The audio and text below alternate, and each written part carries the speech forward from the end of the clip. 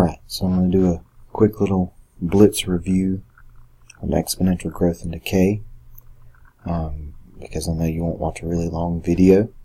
This is a quick little review. You do have your test next class still, even though we're not in school today. So please make sure you watch this video several times if you need to. Remember, you can always pause it, work on the problem, try it, and then go back and watch it and see if you got it right. Or you can rewind it and watch it multiple times, like I said. In this chapter, we've looked at exponential growth and exponential decay.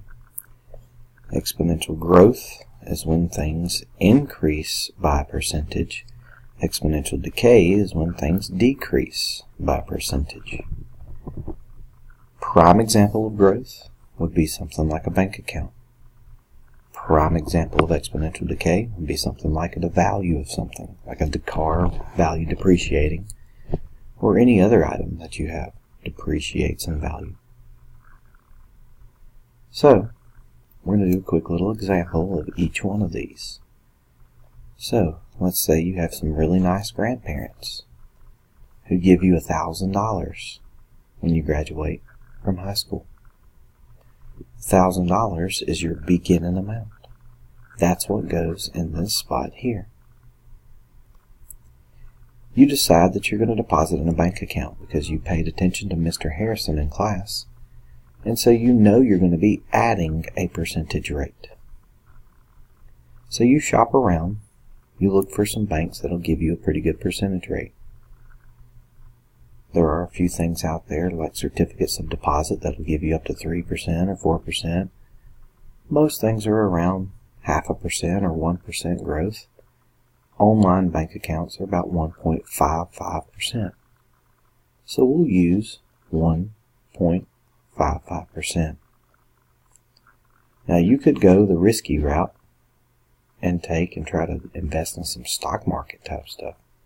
But it does have the potential for higher reward if you do. Remember, with a percentage, we have to move the decimal place 2 places to the left. So this would actually be 0.0155 that I would plug into my calculator. And then you raise it to the t. The t is the time. Or you could put x right here and be the same thing. It's the time. This is what we call an exponential growth function. It can be used for any value of time. Typically in class, we did just look at a certain number of years. So let's say we want to use our function to find how much we'll have after 10 years. So we take out our calculator. When we go to our calculator, we type it in just like it looks. 1,000 for the beginning amount. 1 plus 0.0155, This time though, we're going to raise it to the power of the actual number of years. 10 years. Wow, 1,100 would be really good, wouldn't it? Press enter. And I have $1,166.27.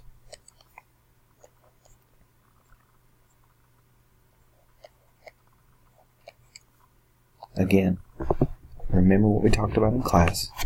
You didn't do anything to earn this money except deposit it. And that is only one deposit. You should make multiple if you're really saving for real life. One thing to also point out, we talked about this, is that this number in here will always be bigger than 1 for a growth function. So whenever you look at the problems on the test that say, is it growth or decay, that's what you're looking for. If it's bigger than 1, it's growth. If it's less than 1, it'll be decay. So, let's take a look at decay. Let's say you have, again, really nice family members that buy you a $10,000 car. That's the beginning amount, just like your $1,000 deposit in your bank account. But this time your car value is depreciating. It's going down in percentage. Let's say somewhere around 18% per year. So we do 1 minus 0.18, and we raise it to the time. Again, that's our function for any number of years. So we're going to find the value of our car after 5 years, because that's a typical amount of years for payoff of your loan, which you're paying interest on. So we go to our calculator again. We type in 10,000. 1 minus 0.18. Now if you actually did that in the calculator, you would get 0.82 right here, which is less than 1, which is what I told you to expect from decay, is that anytime you have a decay function, this right here will be less than 1 in the decay function. Then we're going to raise it here to the 5th power for 5 years. Press enter, and we get $3,707.40 when we round this up.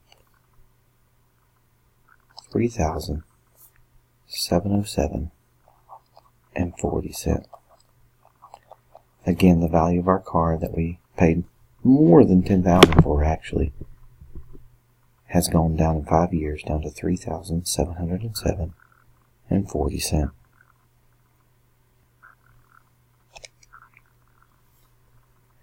The other thing that we talked about was this particular function that involved when you add interest more than once a year. For instance, if you add interest monthly, if you add interest daily. Remember, I talked about some bad things that do that, like credit cards. When you're dealing with these, you still have the beginning amount in front of the parentheses. You still have 1 plus, and you have the rate for the R that's here. You still have the time that you plug in out here. The only difference is when you're dealing with monthly, you're also going to divide that rate by 12 and multiply that time by 12. Nothing else in the problem changes. The same thing would happen when you're dealing with daily. If you had 1 plus the rate divided by 365, and 365 times the time. That's the only difference that changes, is this little guy right here, the n that is in the problem. Everything else is the same. So if we take our bank account that we talked about a minute ago of $1,000 deposit, we do 1 plus the rate of 0.0155. But this time we're going to add it monthly, so we divide it by 12. And then we raise it to the 12 times. And remember, we did on this one 10 years. 10 years, you get $1,167.54. That is not much more than this. Notice, not much at all when you're dealing with 1.55%. But again, that's only one deposit, but interest added monthly. Imagine what you could do is if you started depositing money into this every month and not just one time.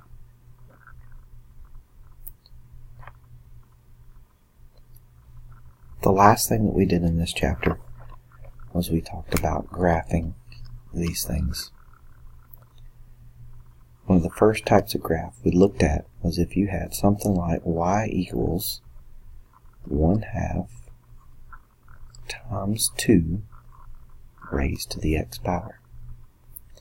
Then we looked at something like y equals 3 times 2 to the x minus 1 plus 7. Both of these, you start off basically the same way. On the first one over here, you make a table of values using -2, -1, 0, 1, and 2. Plug in those numbers in for x. Take out your calculator, do 1/2 times 2 raised to the x power. In this first one, I'm going to plug in -2, and I get 0.125. Then if I plug in -4, I'm going to get 0.25. -1, excuse me. If I plug in 0, I'm going to get 0.5. If I plug in 1, I'm going to get 1. If I plug in 2, I'm going to get 2. If I take out a graph and graph those, I'm going to see that my graph here makes an exponential growth function. Remember, we talked about this curve. That was kind of like a ramp. And we talked about this x-axis being an asymptote. It gets closer to it, but it never touches it or goes below it. In the second one up here, basically you treat it pretty much the same way. The major difference here being that you take this right here and you only focus on that first part. When you make your table of values here, you do not make a table of values for the whole function. You only make a table of values just for that one little part. So you don't worry about the -1 and the +7 when you start making your table of values. So you take out your skills from the previous problem, 3 times 2 to the x, and then you just plug in -2, -1, 0, 1, and 2 into just that one. Apologize for that. So when you do this, 3 times 2 to the x, you type in your calculator 3 times 2 raised to the -2nd power. Press enter. It gives me 0.75. Plug in -1 and it gives me 1.5. Plug in 0 and it gives me 3. Plug in 1 and it gives me 6. Plug in 2 and it gives me 9. Idiot. 12. Made a mistake, sorry. The difference is, instead of plotting these points like I did over here, when I go to make this graph, this number that is right here is going to move the graph, and this number right here is going to move the graph. I told you to think of it as opposite, same. This one always moves left and right. This one always moves up and down. So this one's going to be opposite, so it's going to move to the right one space. Right one space. This one's always going to move it up and down, and it's always the same, so it's going to go up 7. So if you take every single one of these points, right 1 and up 7, you'll get your new graph. Now I probably shouldn't have chosen a number like 7, but we'll just kind of approximate where it would be.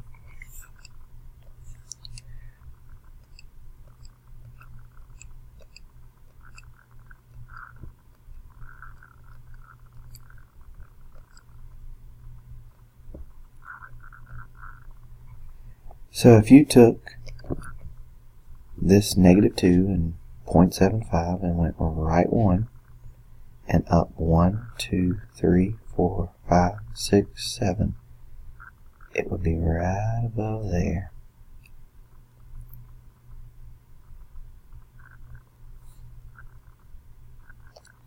I'm going to have to move that up just a hair there. If you took -1 and 1.5 and you moved it right 1 and up 1, 2, 3, 4, 5, 6, 7. And you did the same thing with 0, 3, which is here. Right 1 and up 1, 2, 3, 4, 5, 6, 7. And then you kept doing that. You would end up with a graph just like the other one that goes here, and then it basically still has the same thing going on here. Called it an asymptote, but our asymptote here would be at 7 because it moved up 7 spaces. You still treat the table of values the same way as you did over here. You just move it afterwards with right 1 up 7. So you focus in on just that one little part. You do not try to go through and figure out what the graph is going to be. The whole thing. You just focus in on that. Then you move it opposite same. Right 1, up 7.